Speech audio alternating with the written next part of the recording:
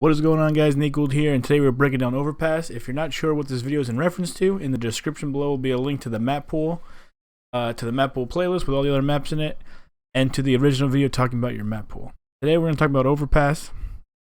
Let's get right into it. The CT side benefits are lots of rooms for aggression. There's a lot of different avenues in this map on CT side.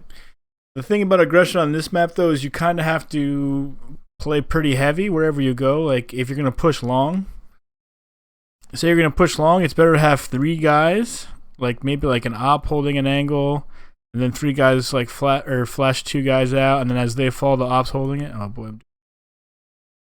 Or have a guy kind of push up close to a smoke here, so this way he can maybe get party, and as you guys peek, he comes in as like a third thing, because you could peek out here, and they could have people positioned all here, and you could see right away, maybe, you know, 2 guys here, 2 guys there, 2 guys there, wherever, and one in the other direction. You can have all 5 right here. So you could easily lose 2 people to 5 without getting out. So you need to have like a retention plan, either a third person along, like helping you get out and stuff like that.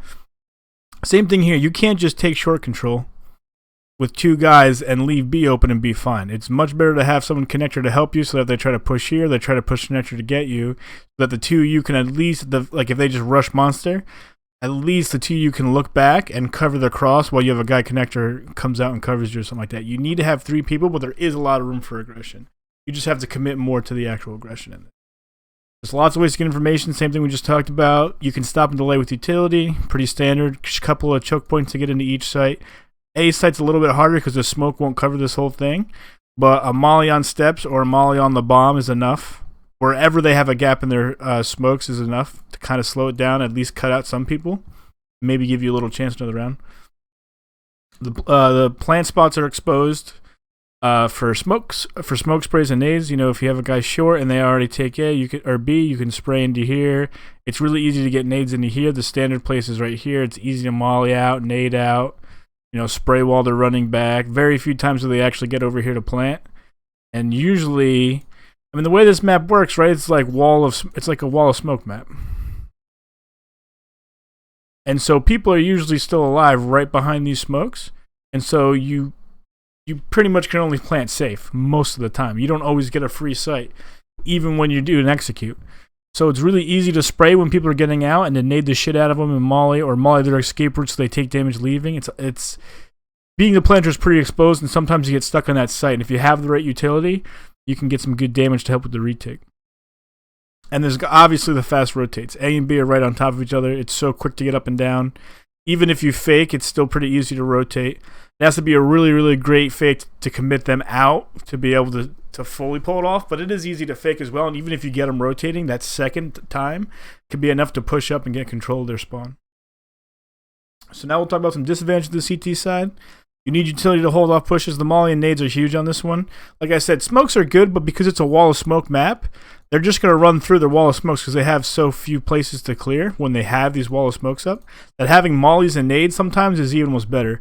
Using the smokes to cut off places early that they can't rush you is better for smokes. And then maybe saving one for the retake, because you could smoke long on the retake or smoke monster again, or smoke short, like one or the other. But if they're just executing straight up, your smokes aren't going to be as useful as if they throw their wall of smokes and you put a molly here and a molly here. They can't come out. It slows them down. And then once your mollies fade, you know they're coming out. Then you can nade stack somewhere and do a lot of damage. So it's really good to have that utility that you need. A lot of avenues. So if you leave openings, this is like that insight communication. I see the biggest part here is at A. Is one person like plays long, one person plays back bathrooms. There's this whole gap in here that someone comes up connector, peeks this guy, scares him back, and they can sneak through a whole bunch of different ways. Once one is cut off, they can pretty much get through anywhere, and the other person always gets flanked. This is a map where you're either both playing aggressive, you're both like, all right, so say this guy's playing rock, you're playing bathrooms to help him, or, you know, if he's here fountain, you're pushed up by the smoke or pushing up by rock long. Make sure you can help each other. You're either both playing aggressive or you're both playing defensive. If you start doing this disconjointed shit where one's back here, one's up here, or vice versa, you got one guy holding all the way back here, or even all the way back here, and a guy's trying to contest here, it's so easy to get a pick. And once they have a pick and they have those bathroom controls, they can just run the maze all they want. You have no clue which way they're coming. If they're rotating down and stuff like that, they can get map control so easy for them. Sorry. There's lots of ways to get... no, where are we? Yes. So we need utility. Oh, it's easy for T's to overpower map control. This is what I was talking about, where 5 T's rush here, it's going to be easy for them to get it. If 5 T's come here, 5 T's push like split connector, like they kind of like smoke, flash the shit over and just rush through. They can overpower and push you back a lot. So you have to be careful if you're trying to fight for early map control. Make sure you have really good teamwork. Because they can kind of like, even then they can split short fast, just like you guys can, but you guys can't commit 5 people to it. You can only commit like 2, maybe 3, and if you commit 3, it's only for about 15 seconds where you have to fall back or you're going to have gaps open for too long. So that's pretty much... Missing one. Oh, it's hard to stay effective with the double op. This is kind of a big one because you have to have 2 really dynamic oppers to be able to do this. If you just sit static, like one guy ops monster and one guy ops long, they're just going to... It's so easy just to flash you off, wall of smoke, flash you off, wall of smoke, push short, wall of smoke this way, throw an extra smoke. Once you start cutting off the double ops, it's impossible to retake. So you have to move around a lot so they never know where you are. Because if they figure out what you're doing and they just counter flash, counter nade, it's so easy to get pushed back that it's hard to actually stay pretty effective with a double op. Now, as far as what's easy for the T size is that it's easy to use nades to push back players and to execute. The execute's pretty easy. Nice wall of smokes. A lot of different places to throw smokes, which would have good cover. You don't need a lot of control to throw smokes for executes in this map. Like if you want to go A, you just got to get pretty much right here. If you want to go B, you got to pretty much just get right here and have here, which with 5 people isn't that hard to do if you base your default around it. And like I said, if you figure out where the ops are, it's really easy just to counter flash them and push them back and then execute on them. And then just cut those ops out completely. You don't need full site control to plant. Like I said, it's a wall of smoke map. All you need to do is get your smokes out and just clear. Be careful for spams. Same thing here. And once you have that, you're pretty much set. You can plant, and yeah, it's going to be a hard post plant. But you can plant and get out and then have them deal with it. The post plant's going to be much harder for them, especially if you guys play it right. So when you are doing your executes on this map and you are going over them and you're dry running them, the post plants is really important to focus on because there's a lot of situations where a lot of people are going to be alive in late rounds. And you're going to be fighting 3v3, 4v4 post-plant situations. You need to make sure your teamwork's on point. Everyone knows what they're doing, and everyone has their job.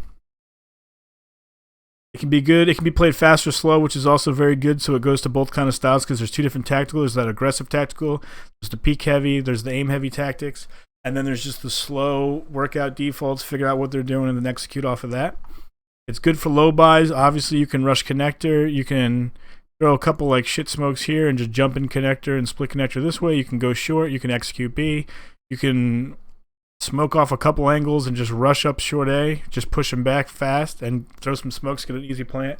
You do have a chance to win some ecos. Once you get those close range battles, it's pretty tough. That's pretty tough for the CTs if they don't have the mollies and the nades.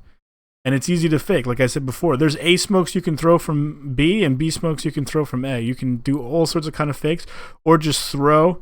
Like I said, if you wall smoke and run up connector, they're gonna, like, even if they leave one guy here and you just go in for the fights dry, you have a good chance.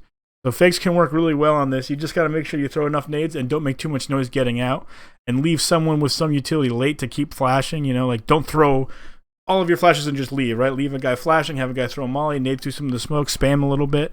Make them think that you guys are just taking your time, and then you can already be up here knife out, like just sprint up. Or actually, I'd be pistol out in case someone pushdowns connect. The disadvantages for T-sides is you need to have presence all over. It's easy to be flanked. Unless you're playing really, like just really fast, execute heavy, which is one of the maps you could actually do, depending kind of in the later game, if you figure out their setup, or if they're double opping, you can get away with just doing a lot of executes. But if you're not doing that, you have to make sure because they're going to find information all of these places. And if they start to realize that you're not doing anything in certain places, they're just going to walk through the whole time. And if you guys take your time and you're not covering everything, then you're in trouble. A good default to do is to get short control, to have a guy keeping the B push, and then have, focus a couple guys here. Maybe one in connector, instead of 2 here if you want, or have this guy help get short control and then fall back. But it's important to have a little bit of presence all over the map, and if you don't do that, you'll get punished very quickly. They're going to be able to figure you out too easily. Small choke points into B requires a lot of utility to fake. Like, you have to make a wall of smoke so that there's no way a player can see where you are, and you need economies from mollies to eliminate angles. If you're coming to the site, there's a lot of places you can molly behind your smoke so they can't push. You know what I mean? People hide monster, people hide barrels. And molly back here, molly back here. Where's graffiti? I guess graffiti would be here. Yeah, here. Molly behind site, mollying out truck, bank, dumpster, so they don't have their headshot angles. There's a million places you want to molly, so it's important to have good utility. This is one of the T-sided maps where it's important to keep your economy good because you want to have all the nades you can get. Some maps you can get away without having mollies, and it's not the biggest deal. This map gives a lot of the CT headshot angles, and if you can molly them out early, or molly out places with like trucks so they can't spam you while you're planning, it really, really benefits you. So it's kind of like, even though it's still pretty cheap to get a molly, you need the mollies more than like nades in this when you're a T. You know what I mean? You have to. They're very, very big. They're very important. So it's good. Like, it's good to try to keep your economy up and make smart choices. Maybe save more than you would normally save on a T side to make sure you have good full buys and full utilities. Because even though you can get away with it and you have you have kind of a chance with the close range battles, you want to win your rifle rounds, and the best way to win rifle rounds is to get those mollies out on your executes. They can really help reinforce it, really help get you safe plants, mostly cut out the headshot angles too. Cut out the headshot angles, cut out the hiding spots, and just give your, like if you molly out graffiti, maybe they get stuck back there and you're not doing damage because the molly doesn't spread, but then you can push up under heaven because now you know he can't peek you while you're crossing. You know what I mean? It can give you more and more control of the site for the post plants, because once you get in those cheeky little tight angles, when they're flying out checking normal angles and you're in an off angle, you can really just start cutting heads. So I hope this video helped you guys. Sorry it was a little long, but there's a lot of components into the Overpass map. If you guys like it, please like, comment, subscribe, share the video. It really helps me out and appreciate it a lot. I'll have a new video up maybe this afternoon or tomorrow.